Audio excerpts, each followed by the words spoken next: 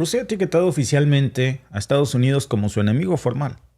Esta declaración marca un punto crítico en las relaciones internacionales, uno de no retorno, porque al ser ya el enemigo oficial de Rusia, que ya lo sabíamos, pero no de manera con este protocolo, pues se siente un nivel de precedentes en donde este nuevo escenario surge en el contexto precisamente entre el conflicto entre Ucrania y Rusia y está reflejando el deterioro significativo de una posible interacción futura entre Estados Unidos y Rusia, que hubiese sido esencial para ponerle fin al conflicto.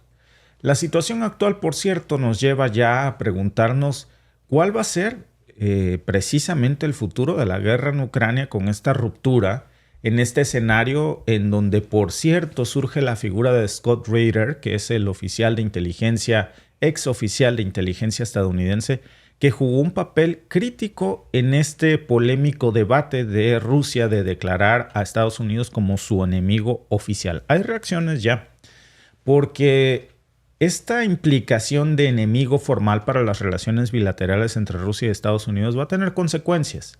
¿Cómo va a afectar esto a los ciudadanos y a los funcionarios estadounidenses y rusos que interactúen? ¿Qué pasos van a seguir ambos países en respuesta a este nuevo estatus, sus consulados, sus relaciones, las que aún quedan? Estamos al borde de una escalada militar directa ya entre dos superpotencias que cada vez se tensa más. Y la declaración de Dmitry Peskov, precisamente que fue quien dijo estas palabras, se produjo después de un incidente en el que se involucraba a Scott Ritter, a quien se le impidió precisamente volar a Rusia desde Estados Unidos. El mismo Ritter afirmó a varios medios de comunicación que los propios funcionarios estadounidenses fronterizos le incautaron su pasaporte estadounidense y lo expulsaron, lo bajaron de un vuelo en el que se iba a dirigir al Foro Económico Internacional en San Petersburgo. ¿Cuál fue la justificación de los agentes fronterizos para quitarle el pasaporte estadounidense a uno de sus propios ciudadanos y bajarlo del avión, impedirle salir de su país, como si estuviera ahí encerrado? La justificación de las autoridades fue muy vaga, por eso han surgido especulaciones. Algunos dicen que fueron órdenes directas del Departamento de Estado de su propio gobierno estadounidense. Por cierto, Ritter es muy conocido por su papel como inspector de armas de la ONU y también fue un exoficial de inteligencia del Cuerpo de Marines de Estados Unidos. No es cualquier persona. Tiene un antecedente importante. Es una figura controvertida que ha sido muy poderoso precisamente para amplificar este mensaje de voces críticas hacia la política exterior estadounidense. Ha hecho intervenciones sobre conflictos internacionales. Y miren, precisamente yo creo que es importante hablar sobre quién es Scott Ritter y por qué su presencia en Rusia incomodó tanto al propio Departamento de Estado, al punto de que se rompieran formalmente ya, digo, esto no es algo que en la práctica no sucediera, pero formalmente ya fue pues quitémonos las caretas, somos enemigos. Y así va a ser. Incluso hace rato Dmitry Peskov, acabo de leer una declaración en donde dice: los enemigos de Estados Unidos son nuestros amigos y les enviaremos armas de alto poder. ¿Quién es Ritter y por qué ha causado esta controversia? Ritter ha tenido una carrera bastante polémica. Como inspector de armas de la propia ONU, desempeñó un papel clave en la inspección de armamento en conflictos, por ejemplo, como el de Irak en los años 90. Fue también conocido por una postura muy firme y sobre todo crítica en el conflicto de Irak. No cooperó completamente como a Estados Unidos le hubiese gustado por el manejo de esta situación.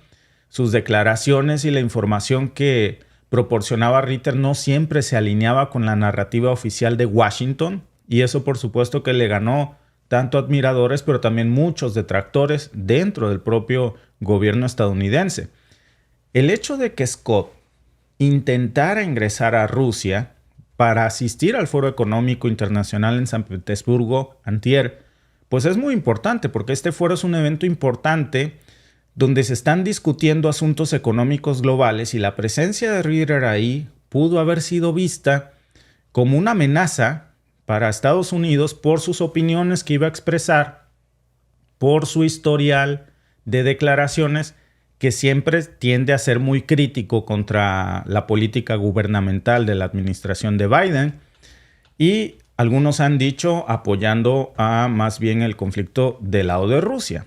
Y esto está levantando muchas preguntas. ¿Qué tipo de información o mensajes pudo haber compartido Ritter en Rusia que preocuparon tanto al Departamento de Estado de los Estados Unidos?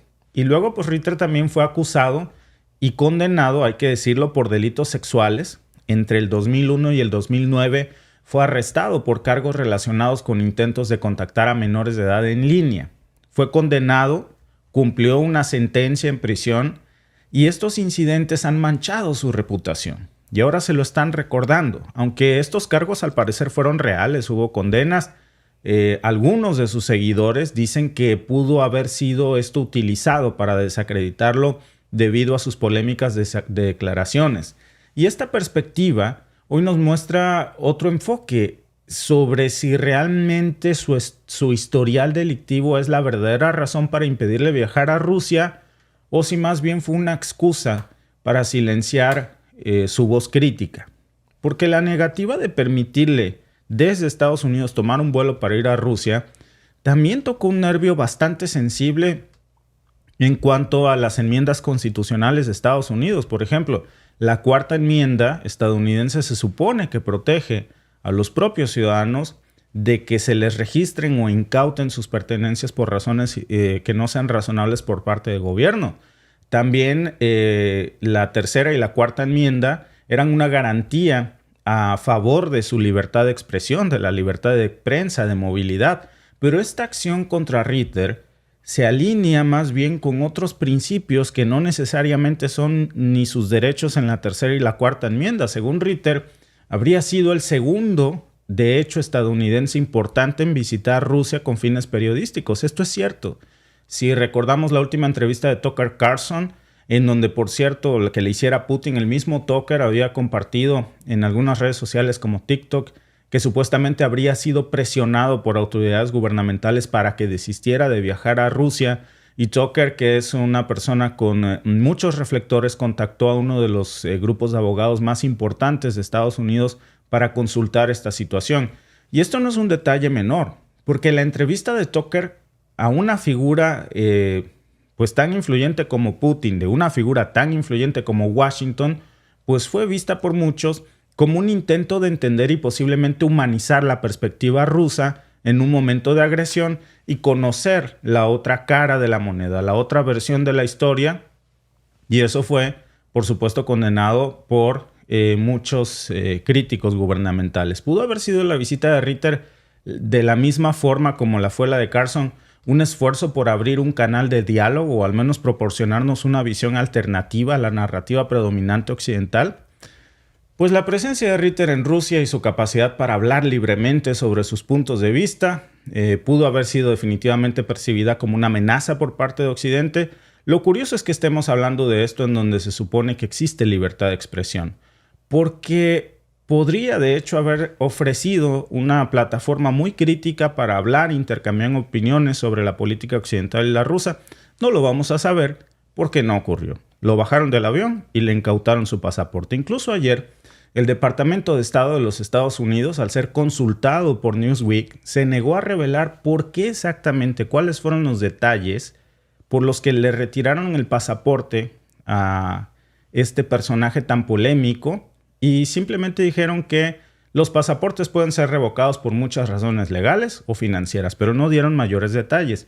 Y las reacciones en Rusia ya han escalado muchísimo ante esto, que parecía que no iba a llegar a más, pero sí. Dmitry Peskov salió y dijo que esta acción de haberle impedido a Ritter tomar un vuelo para Rusia, pues es parte de un esfuerzo más amplio para impedir la interacción entre estadounidenses y rusos. Y según Peskov, dicho con sus propias palabras, ahora somos un país enemigo para ellos y ellos para nosotros, oficialmente.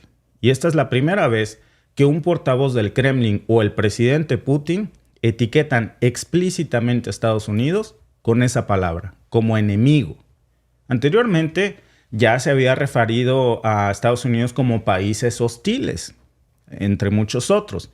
Pero esta nueva clasificación ya de países hostiles a directamente enemigo, pues marca una diferencia tajante. La postura del Kremlin hoy se ha endurecido muchísimo más y el contexto de estas declaraciones, pues durante la administración de Biden, de hecho, que ha permitido a Ucrania utilizar ya ciertas armas suministradas por Estados Unidos para atacar objetivos en suelo ruso, marcó este detonante. Y esto incluiría, por cierto, el uso de armas pues poderosas como los HIMARS, como los ATACMS. Y es una medida que ha sido vista por el Kremlin como una escalada de guerra. Y Putin ha advertido que los países de la OTAN, especialmente los países pequeños y densamente poblados en Europa, deben de ser conscientes de las graves consecuencias de permitir estos ataques. Y como bien dicen, Alba, el hilo siempre se revienta por lo más delgado y mira, el viaje de un ciudadano estadounidense parece que fue la gota que derramó el vaso. Claro, sobre todo cuando no es cualquier ciudadano estadounidense, sobre todo con el historial que tiene el señor. A mí me llama la atención que si se fijan, no voy a decir que sean unas blancas palomas y que no sean culpables de lo que se les acusa. No, por supuesto que no voy a entrar en ese debate.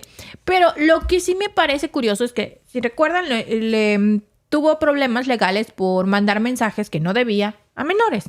Algo que por supuesto que no está bien, pero que es algo que cuando hay detractores de algún gobierno es algo muy común. Y es cuando se les empiezan a hacer los movimientos judiciales y entonces vemos que ya tienen demandas y entonces que ya los llama la corte. Y muchas veces no son casos recientes, son casos que han dejado ahí a archivar por muchísimos años, pero que cuando les conviene, entonces ya los quieren juzgar. Dices, ¿dónde está la justicia para las víctimas, no? ¿Dónde está la justicia para esos menores? ¿Dónde está la justicia para su familia cuando los dejan archivar? En este caso, el señor supuestamente ya había sido juzgado. ¿Por qué se lo vuelves a sacar? ¿Reincidió en el delito? Mira, yo no sé. Presuntamente, no sé si esto fue antes de que fuera crítico en redes sociales o después, francamente no sé los detalles del caso. No sé si él se declaró culpable, también eso sería importante. Sí. Lo que sí es que es inevitable acordarnos, Alba, de casos como Russell Brand. Justo iba para allá, que tenía más de 10 años que supuestamente, y digo supuestamente porque todavía no se juzga, no se cierra el caso, entonces todavía no se ha declarado culpable. Tuvo también un incidente así con unas chicas. Lo señalaron de acoso, lo señalaron de muchas otras cosas que no las puedo decir para evitar que nos bajen el en vivo. Pero ustedes ya saben, de acusaciones muy serias contra el señor Russell Brand. Justamente cuando él estaba haciendo videos en los que sacaba mucha información de lo que pasó hace unos años, mucha información de los gobiernos. Entonces estaba sacando a la luz mucha información y le sacaron eso. Y eran acusaciones que tenían 10 años archivadas. Y dices, ¿cómo puedes tardar 10 años en darle justicia a las víctimas? En ese momento dejaste que transcurriera y hasta archivaron el caso. Y ahora que se volvió incómodo, entonces ahora sí llega la justicia. La justicia no tiene por qué esperarse a que el señor sea incómodo. La justicia debe de ser en el momento. ¿Por qué te esperas 10 años en darle la justicia a la víctima? Claro. Otro caso, Alba, Julian Assange. En el 2010 también fue acusado de acoso, de abuso, de violación, pues ya saben ustedes, precisamente mientras estaba solicitando su proceso de refugio. Él negó los cargos, él dijo que habían sido relaciones consensuadas. Por cierto, justo lo mismito que le hicieron a Russell Brand. Ojo, yo no sé el caso, ¿verdad? Si sea igual porque con el de Scott Ritter, no sabemos si en el caso de Ritter hubo una condena, hubo una sentencia. No sé si él se declaró culpable, cuáles son las evidencias. Así que vamos a dejar ese caso fuera. Pero lo que sí es que hay secuencias de hechos, Alba, que te muestran cierto patrón, como en el caso de Russell Brand. Sí. Lo mismo. Russell dijo, yo sí tuve una vida muy promiscua en el pasado, pero todas fueron relaciones consensuadas. Sí. Y bueno, eso es diferente si él quiso tener 10 o 20 o 30 parejas, pero fueron relaciones consensuadas. Lo mismo que Julian Assange, justo cuando estaba en medio de una polémica por criticar a un gobierno. Sí. No, y luego dices, le retiran el pasaporte estadounidense para que no salga del país, supuestamente por estos cargos que él ya fue juzgado. Se supone, según a lo que tengo entendido, él no tiene cargos en este momento porque fueron casos en los que ya fue juzgado. El que no tendría que dejarlo entrar es el país al que va. Exacto. Por Rusia, esos en todo cargos. caso. Ajá, Rusia. Entonces, inmigración lo checa y sabes que tú no. Tú traes un historial de crímenes en tu país que no me conviene que una persona con el historial criminal que tú tienes entre a mi país. Y ya está en todo su derecho cualquier país de no dejar entrar a cualquier criminal o a cualquier persona a su país. Cada país pone las reglas que le competen en cuanto a sus fronteras.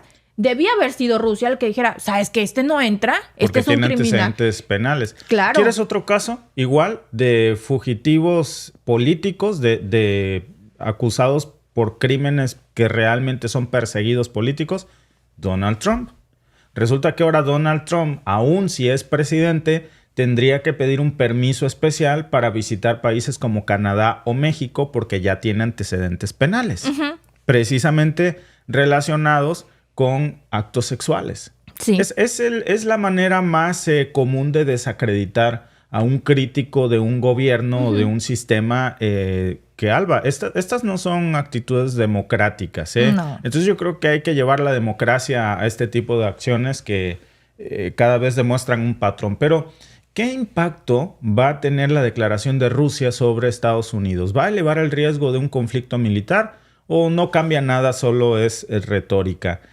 Voten, por favor, porque su opinión es muy importante sobre los efectos que esto va a tener, Alba.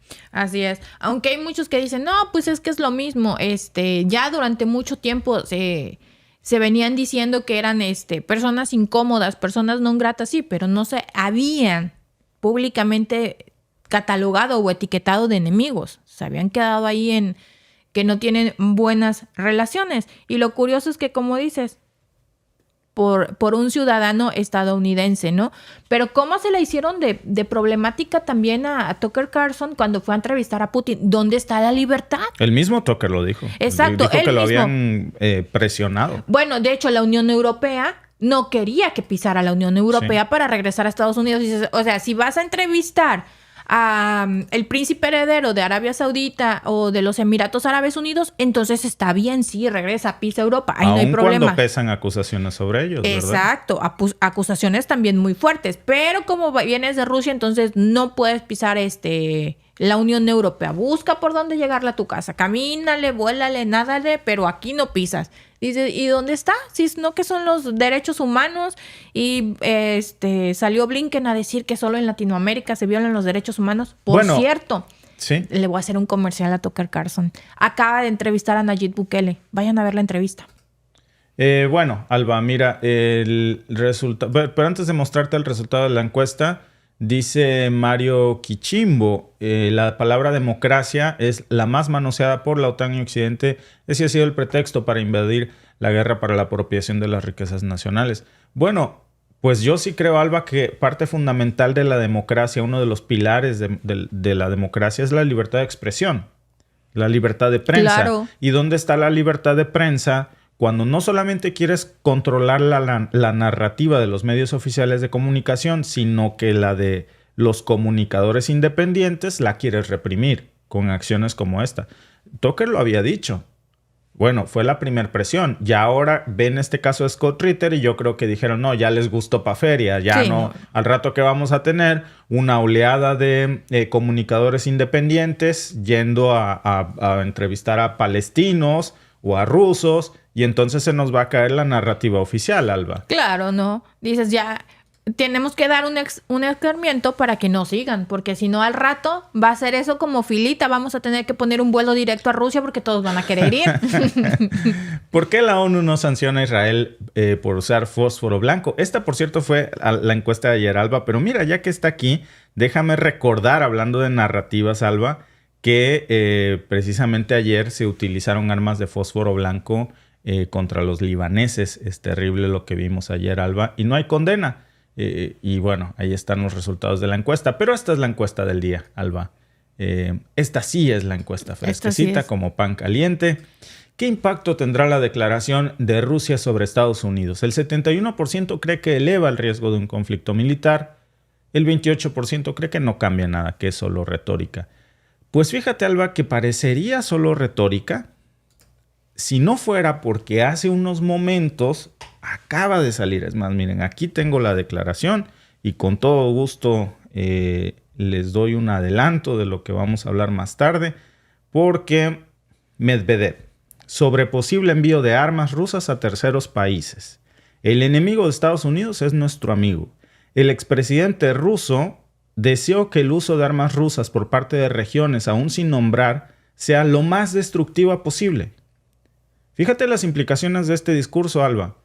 ¿Qué pasa, por ejemplo, si Rusia le vende, le fía, le regala, le da un paquete de ayuda militar a los hutíes? Una subvención. Una subvención de ayuda militar por la democracia hutí con misiles hipersónicos, Kinsal, Iskander. ¿Para qué los usarían los hutíes? ¿Para qué no? ¿Para qué no? Pues que se blinden las naves. Cuidado. Si de por sí no... Bueno, dicen que ya tienen misiles hipersónicos, pero con los drones, con los misiles que tienen, todo lo que no están haciendo. Pero imagínate que se los dé a Rusia y que le diga, sí, pero se los voy a dar para la autodefensa. Y si la cosa se pone canija, pues entonces vamos a pensar en autorizar, porque tienen derecho también a defenderse de los blancos legítimos desde donde parten esos ataques. ¿Cómo? ¿Qué? ¿Un portaaviones estadounidense? ¿Cómo qué? Es muy peligroso este discurso, amigos, ¿eh? Por eso yo sí creo que no es solamente simple retórica. Esto está elevando el riesgo de un conflicto militar, Alba. Así es. Gracias por vernos. Si te ha gustado este clip, síguenos en vivo para ver nuestro programa completo de lunes a viernes en nuestros canales de YouTube y Facebook. Suscríbete, comparte con tus amigos y déjanos tus comentarios. Te esperamos en vivo.